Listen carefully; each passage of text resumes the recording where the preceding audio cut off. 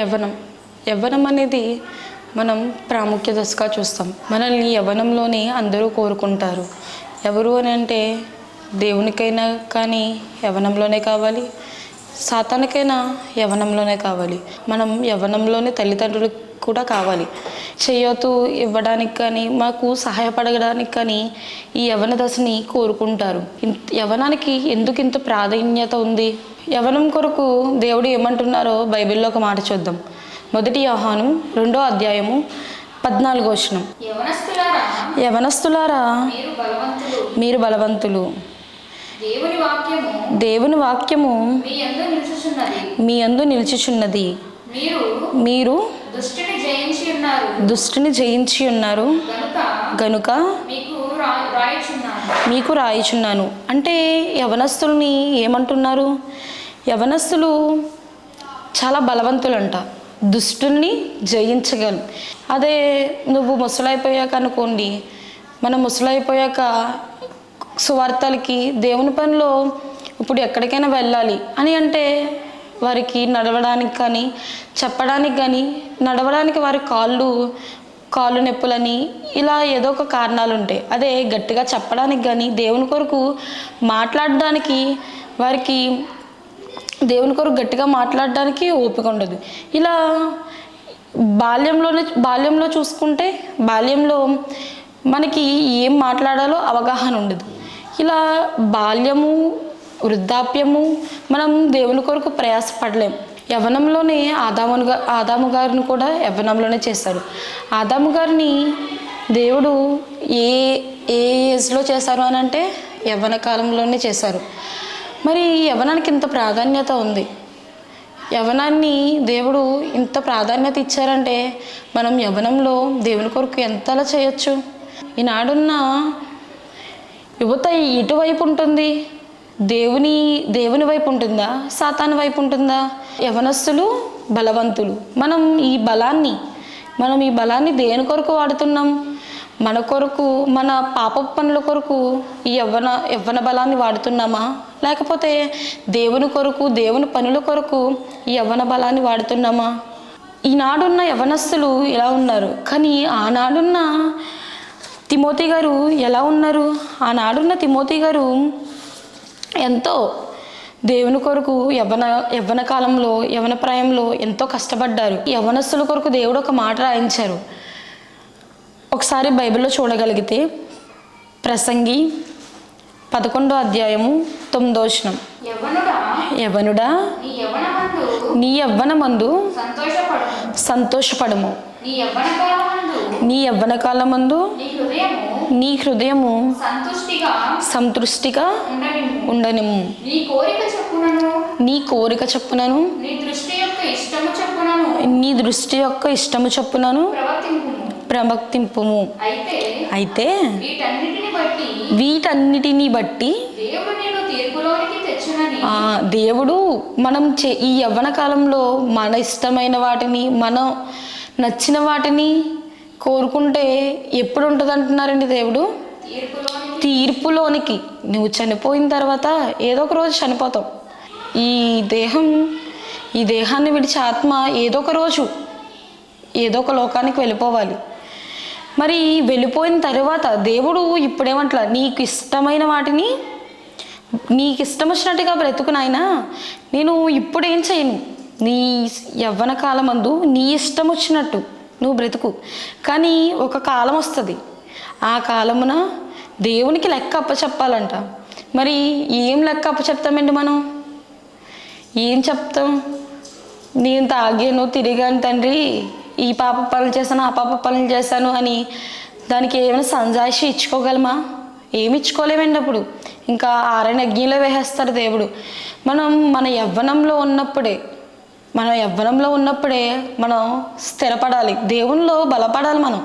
మనం యవ్వనంలో మాత్రమే తీర్పు తీర్చబడతాం. యవ్వనంలో ఉన్న తిమోతి గారికి అపోస్తలుడైన పౌలు గారు ఏం మాటలు చెప్తున్నారో ఒకసారి బైబిల్లో ఆలోచించగలిగితే 1 తిమోతి 4వ అధ్యాయము 11, 12. 1 తిమోతి 4వ అధ్యాయము 11, 12. యవ్వనమును బట్టి ఎవ్వడూ నిన్ను తృణీకరింపనీయకము కానీ మాటలోను ప్రవర్తనలోను ప్రేమలోను విశ్వాసములోను పవిత్రతలోను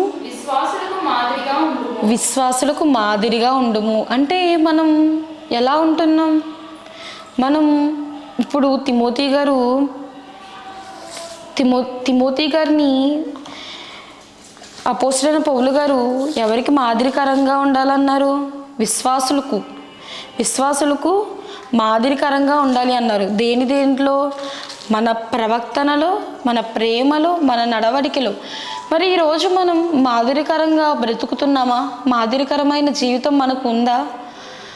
మనం విశ్వాసంలో ఎంత స్థిరులుగా ఉన్నాం? విశ్వాసంలో మనం సంఘస్థులకు కానీ వేరే వాళ్ళకి కానీ మన మాదిరిత కనిపిస్తుందా? మనం సంఘంలో ఏదైనా పని ఉంది అని అంటే ఎంత ముందుంటున్నాం? యవ్వనస్తులుగా ఉన్న మన నడవడికలో, మన ప్రవక్తన ఈరోజు సంఘంలో ప్రవక్తన ఎలా ఉందండి? సంఘంలో నామకార్థంగా పేరెంట్స్ గోల్ తట్టుకోలేక వచ్చి ఏదో నామకార్థంగా వచ్చి వెళ్ళిపోతున్నారు.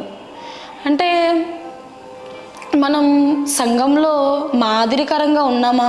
మన బ్రతుకు మాదిరికరంగా ఉందా అని అంటే ఆ రోజు తిమోతి గారికి అపోస్తలుడైన పౌలు గారు చెప్తున్నారు, నీవు విశ్వాసులకు మాదిరికరంగా ఉండాలి అని. మరి ఈనాడున్న యువత ఎలా ఉంది? మాదిరికరంగా ఉందా? లేదండి, మాదిరికరంగా లేదు. యవ్వనస్తులుగా ఉన్న మనం దేనిలో త్రొట్టిల్లిపోతున్నాం? ఎందుకు త్రొట్టిల్లిపోతున్నాం అని ఆలోచించగలిగితే కీర్తనలు 119, 9, 10, 9, 10, 11 కీర్తనలు. యవ్వనస్తులు దేని చేత తమ నడతను శుద్ధిపరచుకుందురు? నీ వాక్యమును బట్టి దానిని జాగ్రత్తగా చూచుకొనుట చేతనే కదా. నా పూర్ణ హృదయంతో నిన్ను వెతికి ఉన్నాను. నన్ను నీ ఆజ్ఞలను విడిచి తిరగనీయకము. చాలు. మనం దేనిని బట్టి జాగ్రత్తగా ఉండాలి? దేవుని వాక్యమును బట్టి మన ప్రవర్తన జాగ్రత్తగా ఉండాలి. హృదయంలో వాక్యం ఉందంటే మనం తప్పు చేయగలుగుతామండి. హృదయంలో దేవుని ఆలోచనలు ఉంటే తప్పు చేస్తామా? ఈనాడున్న యువత ఎలా ఉందని అంటే దేవుని వాక్యం మదిలో ఉంటుందా? దేవుని మాటలు ఎవరు వినడం లేదండి. దేవుని వాక్యం మన హృదయంలో ఉందనుకోండి, మనం తప్పు చేసేటప్పుడు భయం వేస్తుంది. మనం తప్పు చేయాలంటే భయపడతాం. వాక్యం హృదయంలో ఉందనుకోండి, దేవుణ్ణి మన హృదయంలో ఉంచుకున్నాం అనుకోండి, మనం ఏ పాపం చెయ్యం. మనం దేవుణ్ణి హృదయంలో ఉంచుకుంటున్నామా? లేదండి. ఈనాడు ఎన్నో ప్రమాదాలు జరగడానికి కారణం ఏంటండి? వారి మదిలో దేవుడు లేడు. మొన్న జరిగిన ప్రమాదం కావేరీ బస్సు, దానికి కారణం ఏంటండి? యువత మద్యాన్ని సేవించి రోడ్డు మీద తిరుగుతున్నారు. మద్యాన్ని సేవించి వారు ఏం చేశారో తెలియక, వారు ఎలా తోలుతున్నారో బైకు వాళ్ళకి అర్థం కాక పడిపోతే బస్సు వచ్చి గుద్దేసింది. ఎంతోమంది చనిపోయారు. ఆ చావుకు కారణం ఎవరండి? యువతే కదా. దేవునికి ఇష్టలుగా బ్రతకవలసిన ఈ వయసులో దేవుని కంటతడి పెట్టిస్తున్నారు. దేవుడు మన కొరకు బాధపడుతున్నాడండి. మనం యవ్వన కాలంలో ఆయన కాడి మోయాలి. యవ్వన కాలంలో దేవుని కాడి మోసే వాళ్ళు ఎంతమంది అండి? ఆయన కాడి మనం మోస్తున్నామా? యవ్వన కాలమందు ఆయన కాడి మోయట నరునికి మేలు అని అన్నారు. అంటే ఎంతమంది దేవుని కాడి మోస్తున్నారు యవ్వన కాలంలో. మనం దేవుని కొరకు నిరంతరం దేవుని సేవలో ఉండాలి. ఆనాడున్న భక్తిపరులు యవ్వన కాలంలో త్రొట్టిల్లలేదండి. దేవుని వాక్యం వారి హృదయంలో ఉంది. వారి హృదయంలో దేవుని వాక్యం ఉంది కాబట్టి వారు త్రొట్టిల్లలేదు. మరి మనం ఎలా ఉంటున్నాం, మనం ఎలా ఉంటున్నాం అనేది మన ఆత్మపరిశీలన మనం చేసుకోవాలండి. ఈనాడు మనం యవ్వనంలోనే దేవునికి కావాలి, సాతానికి కావాలి. మరి నువ్వు ఎవరికి ఉపయోగపడుతున్నావు? దేవునికి ఉపయోగపడుతున్నావా, సాతానికి ఉపయోగపడుతున్నావా? అది మీకే నిర్ణయం వదిలిపెడుతున్నా.